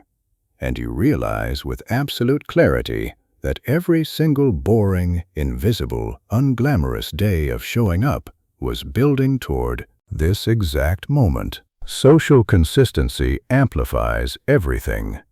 Find someone, one person, who shares a similar goal, and agree to check in with each other daily, not weekly, daily. A simple text.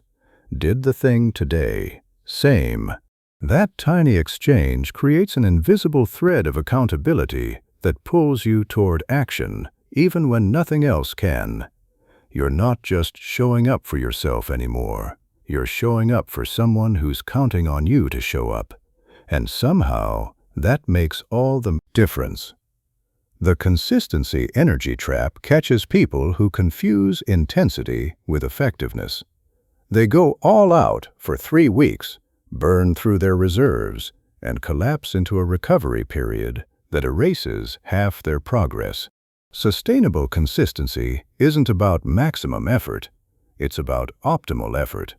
80% intensity that you can maintain for a year will always outperform 100% intensity that burns you out in a month. Protect your energy, respect your limits, play the long game. Micro-consistency is your survival strategy for the hardest seasons. During illness, travel, crisis, or overwhelming life events, shrink your daily action to its absolute essence. 1 sentence, 1 stretch, 1 minute of meditation. These micro-actions seem meaningless in the moment, but they serve a critical purpose. They keep the neural pathway alive. They prevent your brain from reclassifying the habit as something I used to do and keep it filed under something I do. When the storm passes, you can scale back up instantly because the connection was never severed. Celebrate your milestones. Not with guilt-laden self-criticism about whether you've done enough, but with genuine acknowledgement of what you've accomplished. 7 days in a row? That's worth a moment of pride. 30 days? That's remarkable. 100 days? You've joined a club that most people will never enter. These celebrations aren't vanity. They're reinforcement. They're your brain's reward for showing up. And they make showing up tomorrow feel just a little bit easier. The ultimate destination of consistency is automaticity. The point where your daily actions require no more conscious decision-making than brushing your teeth. You don't debate whether to brush your teeth. You don't need motivation. You don't need accountability. You just do it because it's what you do. Every habit you practice consistently enough eventually reaches this same effortless state. And when your most important actions become automatic, your capacity for achievement doesn't just grow, it explodes. But no matter how strong your consistency, life will throw obstacles in your path. Not sometimes, always. And what you do when those obstacles arrive determines everything. Let's talk about how to obliterate them. Chapter 9. Breaking Through Walls. The Obstacle Destroyer's Playbook. Let me tell you something that might sound counterintuitive, but I promise it's one of the most liberating truths you'll ever hear. Obstacles are not the enemy of your success. They're the entrance exam. Every meaningful thing you'll ever pursue comes with walls. Not maybe, not sometimes, always. The business you want to build? Walls. The relationship you want to repair? Walls. The body you want to create? Walls. The career you want to launch? Walls everywhere. And the difference between the people who get what they want and the people who spend their lives wanting is not the absence of walls. It's what they do when they hit one. Most people treat obstacles like rejection letters from the universe. They hit resistance and immediately start building a case for why they should quit. See, I knew this wouldn't work. It's a sign that this isn't meant for me. If it were the right path, it wouldn't be this hard. These interpretations feel wise and self-protective, but they're actually just fear wearing a philosopher's robe. The obstacle didn't reject you. You rejected yourself and used the obstacle as your excuse. Here's a reframe that will change how you navigate every challenge for the rest of your life. Every obstacle is a filter. It exists to separate the people who kind of want something from the people who truly want it. When you hit a wall and keep going, you've just eliminated 90% of your competition. Because 90% of people stop at the first wall. The second wall eliminates another 90% of whoever's left. By the third wall, you're practically alone, and the path ahead is wide open. The obstacle anticipation system is your first line of defense. Before you even begin pursuing a goal, sit down and ask yourself, what will try to stop me? Not will something try to stop me, that's guaranteed, but what specifically? If you're starting a business, anticipate cash flow problems and plan for them. If you're changing your diet, anticipate social pressure at dinner parties and prepare your response. If you're building a new habit, anticipate the motivation dip around week 3 and have your floor commitment ready. When obstacles arrive as expected guests rather than shocking intruders, they lose most of their power to derail you. Internal obstacles are far more dangerous than external ones because they're invisible and they speak in your own voice. Limiting beliefs. I'm not smart enough. People like me don't succeed. I'm too old to start. Operate like invisible fences. You can't see them, but you feel the shock every time you try to cross them. The most effective way to dismantle a limiting belief is to ask it one devastating question. Is this actually true? Or is this just something I've been telling myself for so long that it feels true? Most limiting beliefs crumble like wet cardboard under honest examination because they're built on fear and outdated information, not reality. External obstacles, money, time, resources, other people's resistance are real, but they're almost never permanent and they're almost never as insurmountable as they first appear. When you can't afford professional tools, you learn to create with what you have and often discover more innovative approaches in the process. When you don't have time, you learn efficiency that people with unlimited time never develop. When people doubt you, you develop internal conviction that people with universal support never need to build.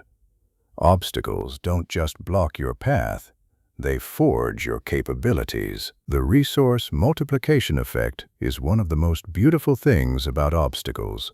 Constraints breed creativity. The entrepreneur who starts with nothing develops resourcefulness that the one who starts with everything never needs. The writer who has only 30 minutes a day develops a precision and efficiency that the writer with unlimited time never acquires. Your limitations aren't just walls, they're training equipment. Every constraint you overcome builds a muscle you'll use for the rest of your life. The pivoting principle is crucial. When your current approach keeps failing despite real effort, change the approach, not the goal. If the front door is locked, try the window. If the window is sealed, try the back door. If every door is closed, check the roof. The destination stays the same, only the route changes. Persistence without adaptation is just stubbornness, and stubbornness dressed as determination has killed more dreams than laziness ever has. Emotional obstacles deserve special attention because they're the ones that ambush you when you least expect it. Frustration after a setback, discouragement when results are slow, jealousy when someone else succeeds faster, shame when you fall short of your own standards. These feelings are normal, completely, predictably, universally normal. They're not signs that something is wrong with you. They're signs that you care about something enough to be affected by the difficulty of pursuing it. The key is feeling them without obeying them. You can be frustrated and take the next step anyway. You can be discouraged and show up tomorrow regardless. You can feel like quitting and not quit. Emotions are weather. They pass through you, they don't define you, and they absolutely don't get to make your decisions for you. The compound obstacle effect is something you'll notice as you develop your wall-breaking skills. Each obstacle you overcome makes you stronger for the next one. Your first wall might take everything you've got to push through. Your second wall will be slightly easier. Your 10th wall will feel like a speed bump, not because the walls get smaller, but because you get bigger. Your confidence grows. Your problem-solving toolkit expands.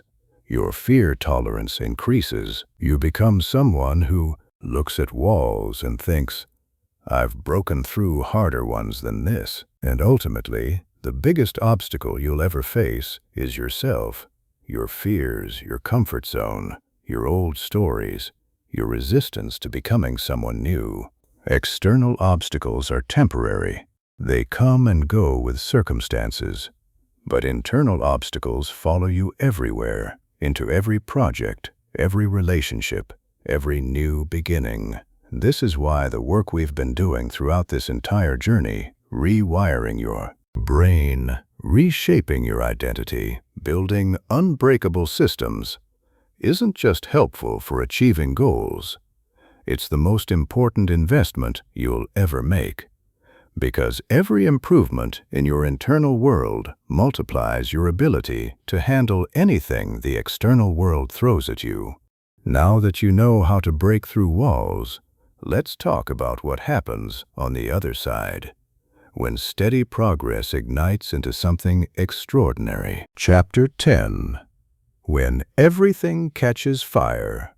The acceleration breakthrough. There's a moment that every persistent person eventually reaches, a moment that feels like magic, but is actually math. You've been showing up, day after day, putting in the work when nobody's watching, stacking those small, invisible actions like bricks in a wall that nobody can see yet. And then one morning, something shifts.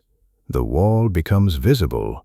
The results start appearing, not gradually, but in a rush. Opportunities that didn't exist last month are suddenly everywhere. Skills that felt clumsy last quarter now flow effortlessly. Progress that used to take weeks happens in days. This is the acceleration phase, and it's the reward that most people never collect because they quit 3 feet before the gold. Acceleration isn't luck. It's not coincidence. It's not the universe finally deciding to reward you. It's the predictable mathematical result of compound action reaching critical mass. Just like compound interest in a bank account, the first few years of growth are almost invisible. Then suddenly the curve bends upward and the numbers start doubling at speeds that seem impossible. Your consistent actions work exactly the same way. Each one builds on the one before it, and at some point, the accumulated force becomes self-multiplying. The compound action loop drives acceleration through feedback cycles. Your early results create new opportunities. New opportunities enable better results. Better results attract attention, resources, and connections that multiply everything further. The writer who published consistently for a year suddenly gets discovered. The entrepreneur whose small business finally reaches enough customers that word of mouth takes over. The professional whose quiet skill building suddenly positions them perfectly for a promotion nobody else is qualified for. It looks like overnight success from the outside. From the inside, it feels like a year of invisible work finally becoming visible. Leverage points are where acceleration becomes strategic rather than accidental.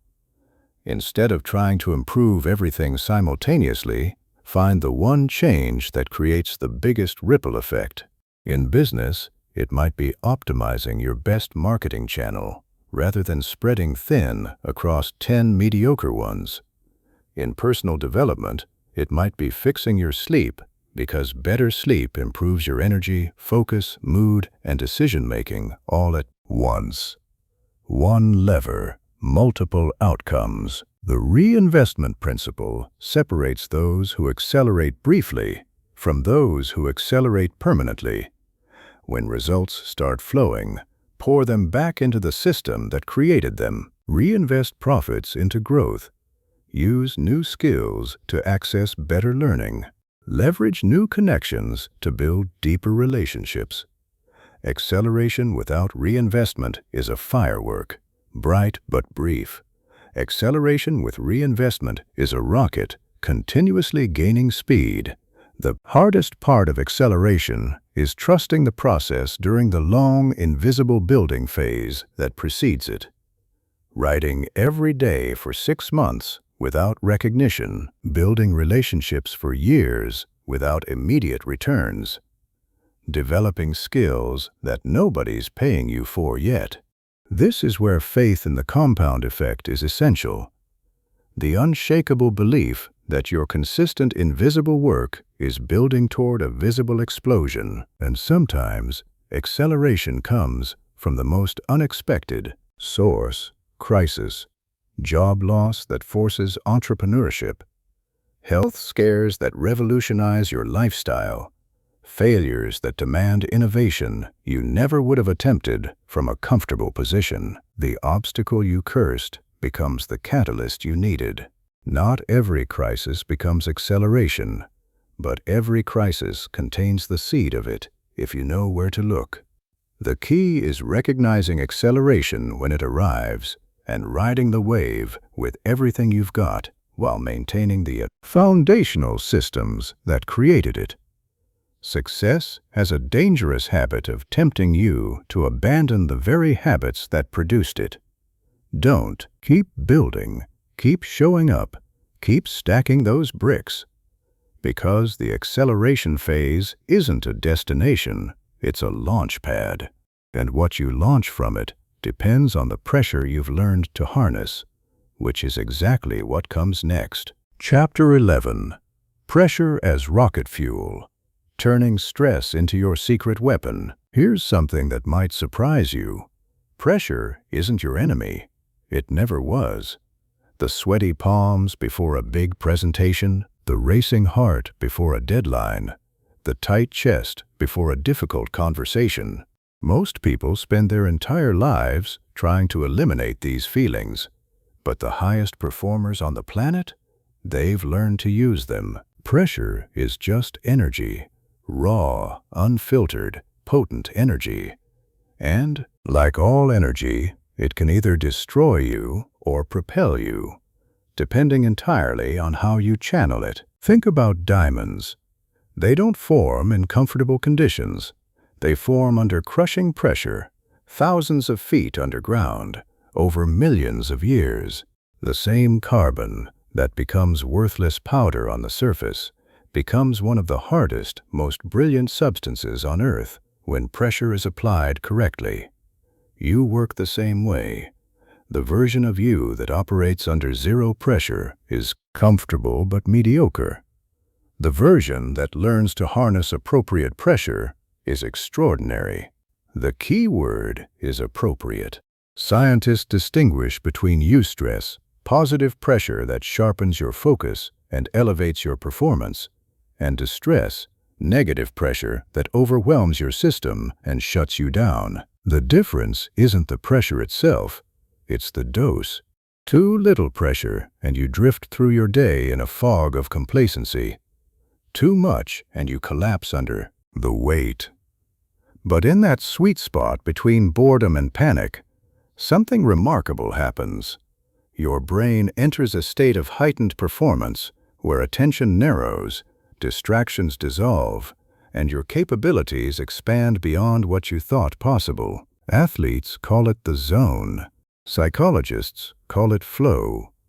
You've probably felt it, those rare moments when time disappears and everything clicks. The problem is that most people experience this state accidentally and have no idea how to create it deliberately. Self-imposed deadlines are your most reliable pressure creation tool. But here's the critical detail most people miss.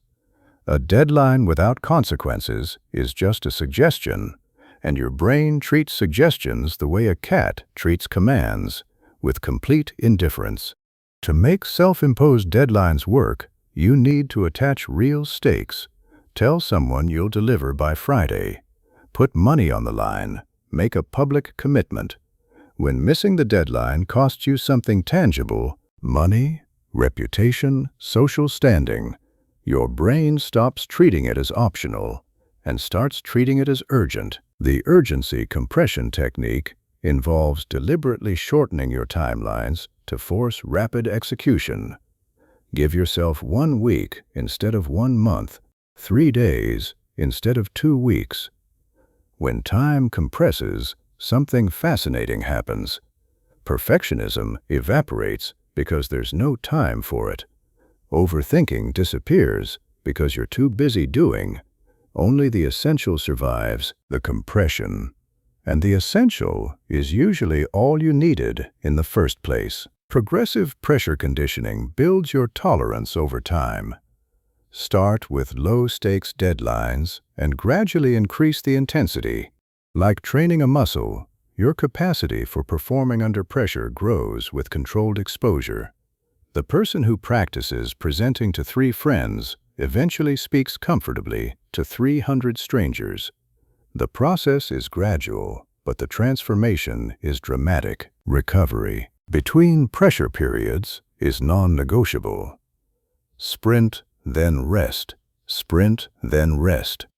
The cycle itself creates sustainable high performance over time. Pressure without recovery is burnout. Recovery without pressure is stagnation. The rhythm between the two is where peak performance lives. The ultimate pressure mastery mindset sees deadlines and high-stakes moments not as threats to survive, but as training grounds for the person you're becoming. Every time you perform under pressure, your capacity grows. Every time you deliver despite urgency, your confidence deepens. Pressure stops being something that happens to you and becomes something you wield, a tool you reach for when ordinary effort isn't enough. And if pressure is the fuel, then the people around you are the multiplier. Let's talk about that next. Chapter 12. Your people, your power. The social force multiplier. Here's an uncomfortable truth. You are the average of the 5 people you spend the most time with. Not metaphorically, literally. Your income, your habits, your ambitions, your tolerance for mediocrity, all of it is being silently calibrated by the people in your orbit every single day. This isn't motivational fluff, it's neuroscience. Your brain contains mirror neurons, specialized cells whose entire job is to observe what other people do and subtly push you to do the same. When you spend your evenings with people who complain about their jobs but never apply for new ones, your brain files complaint without action as normal behavior. When you spend time with people who are building, shipping, creating, and executing, your brain files relentless action as the baseline. You don't even have to try to match them. Your social brain does it automatically, adjusting your internal thermostat to match the room. This is why accountability works so powerfully. When you're only answerable to yourself, your brain becomes both judge and defense attorney, and the defense attorney is undefeated. But when someone else is watching, someone who cares enough to call you out and wise enough to see through your excuses, suddenly those rationalizations lose their power. The social cost of breaking your word to another person is exponentially higher than breaking it to yourself. Strategic accountability means choosing the right partners, not someone who will accept every excuse with a sympathetic nod, not someone who will shame you into submission, someone who holds the mirror steady and says, with genuine care, "You committed to this. What happened?" That combination of honesty and compassion is rare, and when you find it, protect it fiercely. The commitment escalation ladder increases social pressure progressively. First, tell one trusted friend, then announce to a small group, then make it public, then start teaching what you're learning. Each level raises the stakes and makes backing down increasingly uncomfortable. By the time others are looking to you as an example, quitting stops being a private decision and becomes a public betrayal of the standard you've set. The mastermind principle takes social force to its highest level.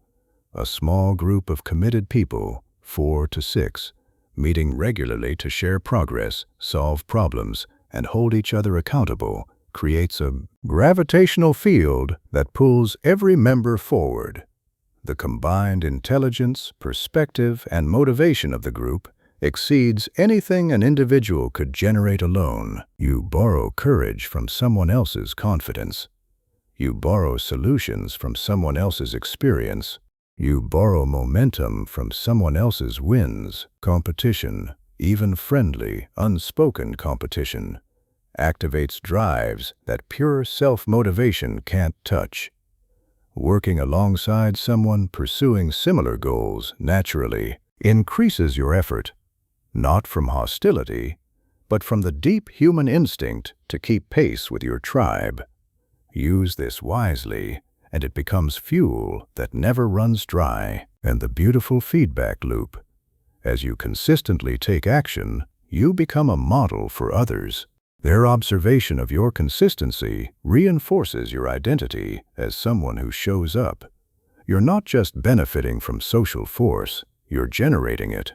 The people around you draw strength from your example, and their progress feeds back into your own motivation. Everyone rises together. Design your social environment with the same intentionality you design your physical one. Seek out communities of action takers. Distance yourself, gently but firmly, from those who normalize mediocrity. Your future self will be shaped by the company you keep today. Now let's talk about where all of this happens. The physical and digital spaces that silently control more of your behavior than you realize. Chapter 13. Designing Your World for Victory. The Environment Revolution. Your environment is whispering to you right now. Every object on your desk, every app on your phone's home screen, every item on your kitchen counter is sending a quiet message to your brain about what to do next. And your brain, always looking for the path of least resistance, is listening to every single whisper. This is why willpower fails so often. You're not fighting yourself. You're fighting an environment that's been accidentally designed to make distraction effortless and meaningful action difficult. Your phone sits within arm's reach, loaded with infinite entertainment. Your couch is softer than your desk chair. Your pantry is stocked with comfort food, while your gym bag is buried in the closet. You've built a world that whispers, relax, scroll, snack, and then wonder why you can't seem to just do the thing. The friction principle is the most powerful environmental design tool you'll ever learn. Humans default to whatever requires the least effort. Full stop. This isn't weakness. It's physics applied to behavior. So instead of fighting this tendency, weaponize it. Make productive actions frictionless and unproductive actions inconvenient. Want to write every morning? Leave your laptop open with your document ready the night before. Want to exercise? Sleep in your workout clothes. Yes, seriously. Want to eat better? Put the fruit bowl on the counter and the cookies on the highest shelf behind the cereal boxes. Want to stop mindlessly scrolling? Delete social media apps from your phone and only access them through your browser, where the experience is annoying enough to discourage casual use. These changes sound almost stupidly simple. That's exactly why they work. They don't require motivation. They don't require willpower. They just quietly redirect your brain's natural laziness toward the actions that serve your goals instead of undermining them. Digital environment design deserves equal attention because your screen is now your most inhabited space. The first 3 apps on your phone's home screen determine what you do in those dangerous autopilot moments when you pick up your device without thinking. Make those apps productive. Your writing tool, your task manager, your learning platform. Push entertainment to the 2nd or 3rd page, where reaching it requires conscious effort rather than mindless habit. Temporal design structures your time so action triggers are built into the architecture of your day. Same time, same place, same preceding action. These consistent cues train your brain to shift into work mode automatically. Your morning coffee becomes the trigger for writing. Your commute home becomes the trigger for reviewing goals. Your evening routine becomes the trigger for tomorrow's preparation. You're not scheduling tasks, you're programming behavioral responses. The compound environment effect is what happens when physical, digital, temporal, and social design work in concert. When your desk pulls you toward creation, your phone discourages distraction, your schedule automates action, and your people normalize excellence, the combined force becomes almost irresistible. Success stops requiring heroic effort and starts feeling like the natural consequence of existing in a well-designed world. Your environment built who you are today. Design it intentionally, and it will build who you become tomorrow. Now let's forge the final piece, the mental armor that makes all of this unbreakable. Chapter 14. Unbreakable. Building resilience that lasts forever. Let me be honest with you about something. Everything we've built together, the systems, the identity shifts, the environmental design, the momentum, all of it will be tested. Not once, not twice, continuously.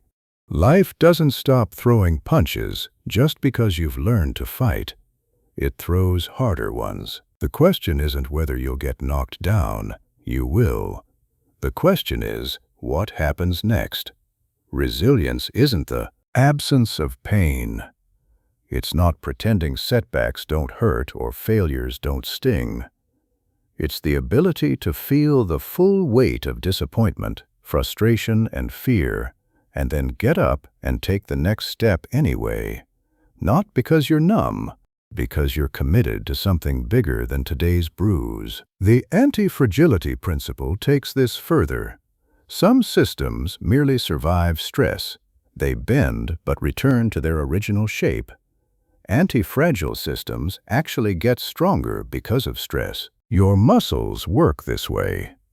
Controlled damage through exercise triggers rebuilding that exceeds the original capacity. Your psychological resilience works identically. Every setback you navigate successfully builds capacity you didn't have before. Every failure you survive without quitting adds a layer of armor that makes the next failure less threatening. Cognitive resilience means choosing your interpretation of events deliberately. Two people can experience the same failure. One thinks, "This proves I'm not good enough." The other thinks, "This taught me what doesn't work, which means I'm closer to finding what does." Same event, completely different trajectories. Your interpretation isn't just a reaction, it's a choice. And that choice determines whether obstacles become tombstones or stepping stones. Stress inoculation builds your tolerance through progressive exposure. Take on slightly uncomfortable challenges regularly. Seek feedback that stings a little. Place yourself in situations that demand adaptation. Each controlled dose of difficulty strengthens your immune system against the uncontrolled difficulties that life delivers without warning. The failure reframe is your most essential resilience tool. Failure isn't the opposite of success, it's the curriculum.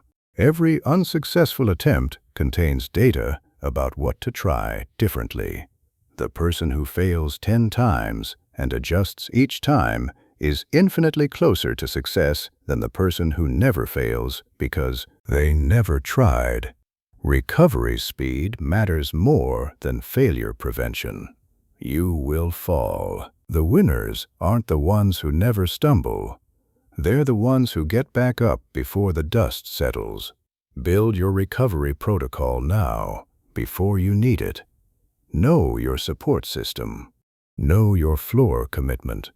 Know that one bad day doesn't erase 100 good ones. And remember, the obstacles that feel like they're destroying you are actually building the person capable of achieving what you're after.